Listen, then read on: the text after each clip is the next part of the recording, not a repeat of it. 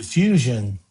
Diffusion is something that you have to take time to get your mind wrapped around. You can't just let that word diffusion go into your brain and out the other side of your ear. Diffusion, you have to really take time to understand it. Even through the PowerPoint presentation I'm putting on now, if you don't understand it, I need you to send me a message and let's jump on a call and go over it one on one. You've got to understand diffusion.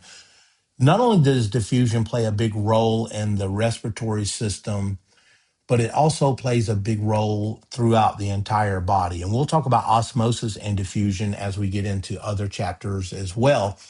But here in the respiratory chapter, we're going to talk about diffusion. So let's take a look at it. It says diffusion is a process by which molecules move from an area of higher concentration to an area of lower concentration until they are what? Until they are evenly distributed.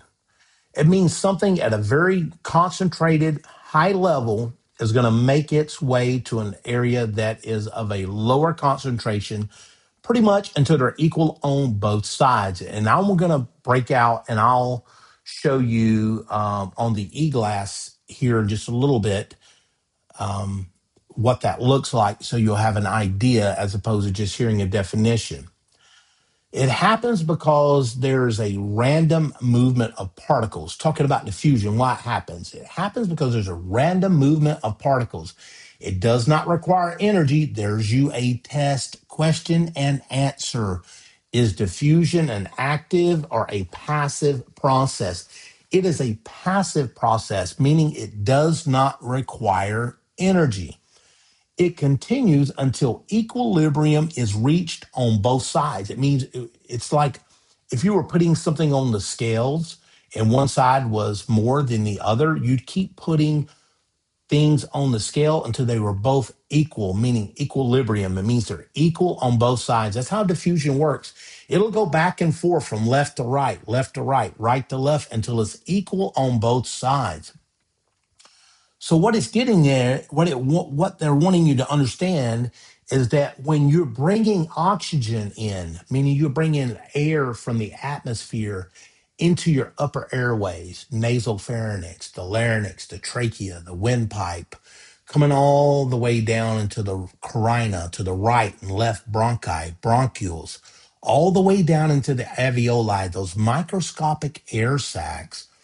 They want you to know that once that air is down into those alveoli, inside of that air is oxygen molecules. And those oxygen molecules are under a lot of pressure inside of those alveoli, and they'll make their way from the alveoli.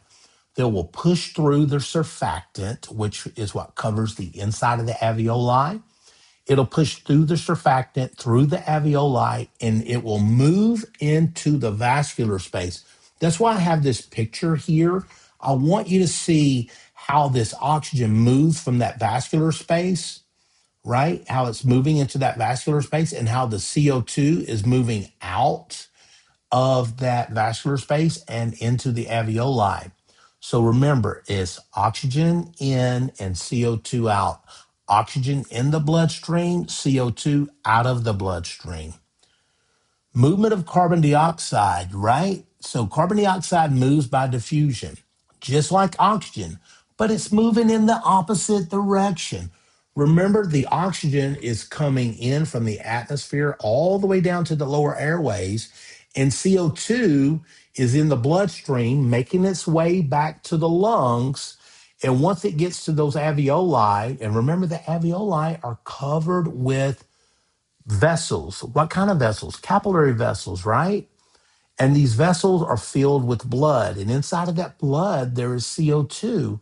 And this CO2 that's inside the bloodstream, because it is articulating and covering that air sac, it's under pressure. And what kind of pressure? It's under that diffusion type pressure. Remember?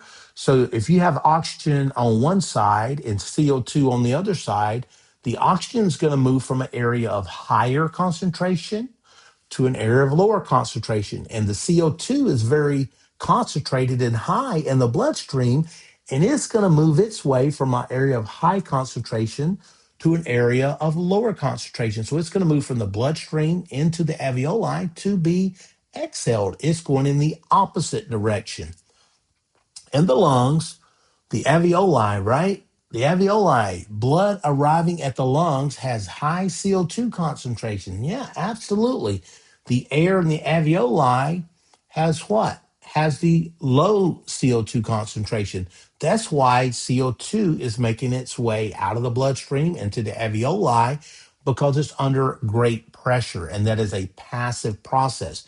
Therefore, CO2 diffuses from the blood into the alveoli where it is exhaled. And you can see in this little picture I have here for you that the oxygen easily moves from the alveoli into the bloodstream, and the CO2 goes from the bloodstream into the alveoli, and there's a good gas exchange. Henceforth, oxygen is a gas, CO2 is a gas, and this is where gas exchange is taking place. A very, very wordy and a little bit long explanation, but I want you guys to listen to my voice and listen to what I'm saying, because this is the core fundamental. This is the foundation of being a great EMT, of being a great advanced EMT, to being a great paramedic, registered nurse, even being a physician. You have to understand this process. And if you understand it, I promise you, you're going to be 100 times better than most EMTs that you work with. And they're going to go, man, you're really smart. Girl, you got your knowledge is like off the chart. I don't understand that, because a lot of publishers and EMT instructors, they glance over this. They just throw it out there, one or two slides, and they move on. But I want to emphasize that diffusion is what? A passive process, something from a higher concentration to that area of lower concentration to their equilibrium on both sides. So O2 in, CO2 out. And that's what the respiratory system is really all about. Didn't mean to rhyme, but I'm just keeping it 100. We'll take a look at this video here as well. I've got it uploaded for you. Diffusion, movement of oxygen and carbon dioxide until they're equal on both sides. And you can see how, now this is at a very microscopic level. See how you got the O2 moving in, CO2 moving out. And this process continues over and over and over until everything is equal on both sides.